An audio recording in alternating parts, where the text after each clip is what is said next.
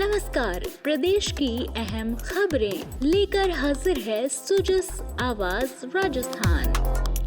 प्रदेश की हाइलाइट्स मेधा और अरिंदम से। आज सबसे पहले बात मुख्यमंत्री स्तर पर जारी कुछ महत्वपूर्ण स्वीकृतियों की। वो इसलिए क्योंकि राजस्थान की अशोक गहलोत सरकार ने हर क्षेत्र में विकास को नई गति प्रदान की है। शिक्षा और स्वास्थ्य के साथ बेहतर प्रशासन के लिए व्यवस्था का विकेंद्रीकरण जैसे नवाचारों पर मुख्यमंत्री अक्सर कहते हैं, कोई भी प्रदेश देश के अंदर दो बातें हैं, शिक्षा साथ जो ह्यूमन रिसोर्स तैयार करती है, स्वास्थ्य अच्छी स्वास्थ्य के साथ वो अगर मजबूत बनता है तो उस राज्य का भविष्य उज्जवल होता है। क्योंकि अगर ह्यूमन रिसोर्स अच्छा होगा, अच्छी शिक्षा होगी तो इंजीनियर, डॉक्टर, साइंटिस्ट सब अच्छे बनेंगे। आज राजस्थान केंद्र बन गया शिक्षा। इससे अब हम क्या कर सकते हैं? जो संभव था उससे अधिक मैंने करने का प्रयास किया। तुम मांगते मांगते थक जाओगे, मैं देते देते नहीं थकूंगा। प्रदेश में 1035 नए पटवार मंडल बनाए जाएंगे। इनसे आमजन को राजस्व, प्रशासनिक और सरकारी योजनाओं से जुड़े कामों में सुगमता होगी। इनमें सबसे ज्यादा बीकानेर में 128, उदयपुर में 77, श्रीगंगानगर 75, नागौर 70, जालौर 66 और भीलवाड़ा में 63 पटवार मंडल होंगे।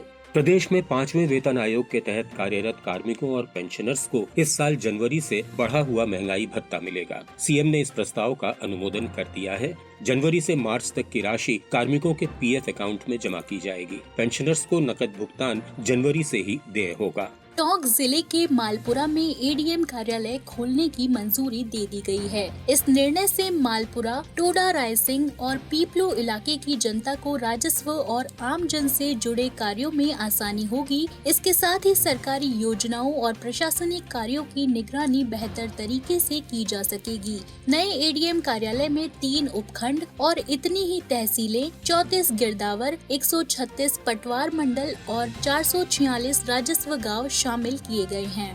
होम गार्ड्स को बेहतर सुविधाएं देने और उनकी समस्याओं के समाधान के लिए समिति बनाई जाएगी। राजस्थान गृह रक्षा स्वयं सेवकों की अनुबंध अवधि भी 5 से बढ़ाकर 15 साल कर दी गई है। इन प्रस्तावों के लिए स्वीकृति जारी कर दी गई है। दिव्यांगों के लिए संचालित अनुदानित शिक्षण संस्थानों में ब्रेल पुस्तकें और खेल सामग्री मुहैया कराने के वित्तीय प्रस्ताव को भी मंजूरी दे दी गई है। इसमें 2 करोड़ 7 लाख रुपए की लागत आएगी। सरकार के इस निर्णय से दृष्टि बाधित विद्यार्थियों और उनके शिक्षकों के लिए ब्रेल पुस्तकों के 700 सेट और सभी श्रेणियों के 7,700 विद्यार्थियों के लिए खेल सामग्री के करीब 2000 किट्स उपलब्ध हो सकेंगे।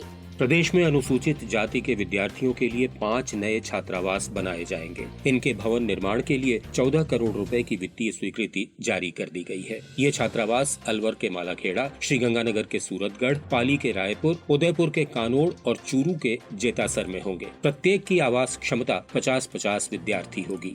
राज्य के 38 सरकारी कृषि कॉलेजों के लिए 13 करोड़ 40 लाख रुपए मंजूर किए गए हैं। इस राशि से प्रयोगशालाओं में नए उपकरणों की खरीद की जाएगी। पाली के सादड़ी में नया राजकीय महाविद्यालय खोला जाएगा। इसका भवन बनाने पर 4.5 करोड़ रुपए खर्च होंगे और संचालन के लिए 21 नए पद बनाए जाएंगे। इस प्रस्ताव का भी अनुमोदन कर दिया गया है। प्रदेश के 10 डिग्री कॉलेज अब पीजी कॉलेज में क्रमोन्नत किए जा रहे हैं। इनमें नए विषयों के संचालन के लिए 26 पद स्वीकृत किए गए हैं।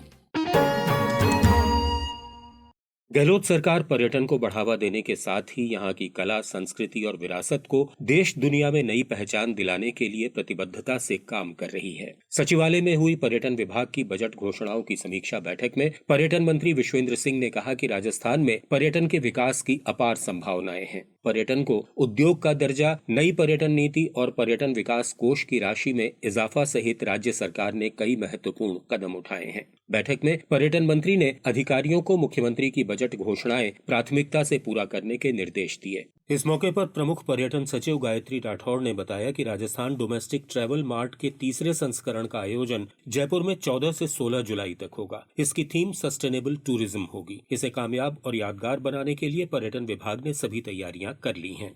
श्रम आयुक्त कार्यालय में गिग वर्कर बिल पर चर्चा हुई। इसमें प्रमुख श्रम सचिव विकास सीताराम जी भाले ने कहा कि इस बिल के जरिए ऐसी व्यवस्था की जाएगी कि श्रमिकों को सामाजिक सुरक्षा मिले। बैठक में गिग वर्कर्स प्रतिनिधि भी शामिल हुए। उनके सुझावों पर भी मंथन किया गया। उधर एसीएस जल संसाधन डॉक्टर सुबोध अग्रवाल ने प्रदेश के लिए महत्वपूर्ण बड़ी जल परियोजनाओं की समीक्षा की। उन्होंने 4 एस्केप रिजर्वॉयर्स के निर्माण में तेजी लाने को कहा। बैठक में बांसवाड़ा अपर हाई लेवल परियोजना, काली तीर लिफ्ट, खमेरा लघु सिंचाई, अनास गरडिया एनीकट, नहरों की लाइनिंग और अन्य परियोजनाओं पर चर्चा की गई। हरिदेव जोशी पत्रकारिता और जनसंचार विश्वविद्यालय में प्रवेश की आखिरी तारीख को बढ़ाकर 24 जुलाई कर दिया गया है। प्रवेश संबंधी पूरी जानकारी विश्वविद्यालय की वेबसाइट पर उपलब्ध है। विद्यार्थी ऑनलाइन आवेदन कर सकते हैं। विश्वविद्यालय की कुलपति डॉक्टर सुधी राजीव ने बताया कि पाठ्यक्रम में मीडिया कोर्सेज के साथ आर्टिफिशियल इंटेलिजेंस और पब्लिक हेल्थ जैसे कोर्सेज भी शामिल किए गए हैं। इसके साथ ही सभी वर्गों की बालिकाओं, अनुसूचित जाति, अनुसूचित जनजाति और पिछड़ा वर्ग के विद्यार्थियों से कोई भी शिक्षण शुल्क नहीं लिया जाएगा। अब सुनिए जिलों का राउंड अप।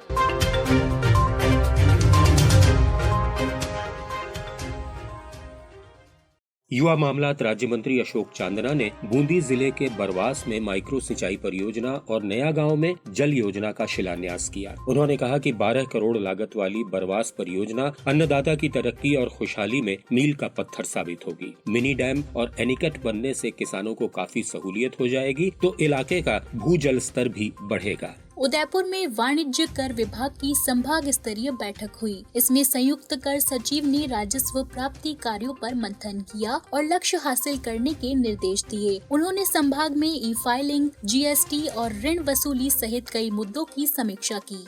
विधानसभा चुनाव के मद्देनजर प्रदेश के हर जिले में तैयारियां जोरों पर हैं। जयपुर जिले के 62 केंद्रों पर प्रशासन ईवीएम और वीवीपैट का प्रदर्शन कर लोगों को जागरूक कर रहा है। जिला निर्वाचन अधिकारी और कलेक्टर चुनाव संबंधी हर प्रक्रिया की मॉनिटरिंग कर रहे हैं। उधर जोधपुर में भी जिला निर्वाचन अधिकारी ने चुनाव संबंधी तैयारियों का जायजा लिया। उन्होंने मतदाता अपडेशन, मतदान केंद्रों के पुनर्गठन, बीएलओ की घर घर सत्यापन गतिविधि और अभ्यर्थियों की खर्च सीमा सहित सभी काम समय से पहले पूरा कर लेने के निर्देश दिए। श्रीगंगानगर में भी जिला परिषद सीईओ ने वोटर टर्नआउट इम्प्लीमेंटेशन प्लान के लिए अधिकारियों, सुपरवाइजर्स और बीएलओ की बैठक ली। इसमें स्वीप गतिविधियां चलाने पर विचार विमर्श किया गया। निर्देश दिया गया कि जिला प्रकोष्ठ के सोशल मीडिया हैंडल की पालना सुनिश्चित की जाए। सामाजिक न्याय और अधिकारिता विभाग की योजनाओं में जालौर जिले ने जून में राज्य में पहला स्थान प्राप्त किया है। जिला प्रशासन की बैठकें और मॉनिटरिंग, त्रिस्तरीय जन सुनवाई में शिकायतों का तत्काल समाधान, सामाजिक सुरक्षा पेंशनर्स का भौतिक सत्यापन और गहलोत सरकार की योजनाएं जन जन तक पहुंचाने जैसी गतिविधियों की इसमें अहम भूमिका रही है। महिला बाल विकास विभाग ने धौलपुर जिले के बीरपुर, विपरपुर, दुबाटी, विरोधा और टांडा में नारी चौपाल लगाई। इनमें विधायक रोहित बोहरा ने कहा कि नारी का सशक्तिकरण सामाजिक विकास के लिए जरूरी है। गहलोत सरकार ने महिला उत्थान के लिए कई योजनाएं चलाई हैं। हर महिला तक उनका लाभ पहुंचना चाहिए।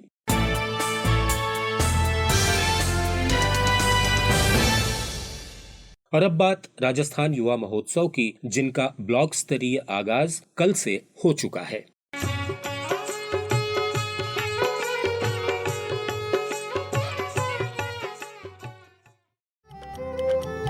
राजस्थान राज्य के युवाओं को अपनी पूर्ण क्षमताओं को विकसित करने और उन्हें सशक्त बनाने के लिए राज्य में विभिन्न युवा विकास कार्यक्रम संचालित किए जाते हैं। इसी कड़ी में 5 जुलाई से 22 अगस्त तक 3 स्तर में राजस्थान युवा महोत्सव का आयोजन किया जा रहा है। ब्लॉक स्तरीय कार्यक्रम 5 जुलाई से 25 जुलाई, जिला स्तरीय कार्यक्रम 26 जुलाई से 10 अगस्त और राज्य स्तरीय कार्यक्रम 20 अगस्त से 22 अगस्त तक आयोजित किए जाएंगे। इसमें प्रदेश की कला एवं संस्कृति के संवर्धन और संरक्षण के लिए कई प्रतियोगिताओं का आयोजन होगा।